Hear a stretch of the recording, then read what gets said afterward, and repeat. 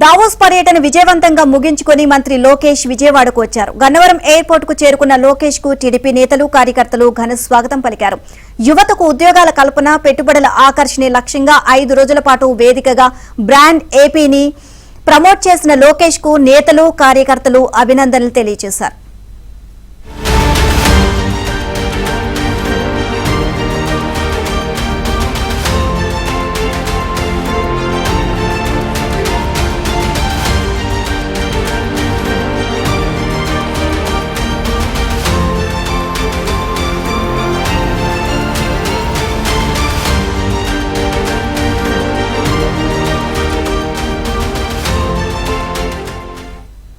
Davos పర్యటన విజయవంతంగా ముగించుకొని మంత్రి లోకేష్ విజయవాడకు వచ్చారు. గన్నవరం ఎయిర్పోర్ట్ కు చేరుకున్న లోకేష్ కు టీడీపీ నేతలు కార్యకర్తలు ఘన స్వాగతం పలికారు.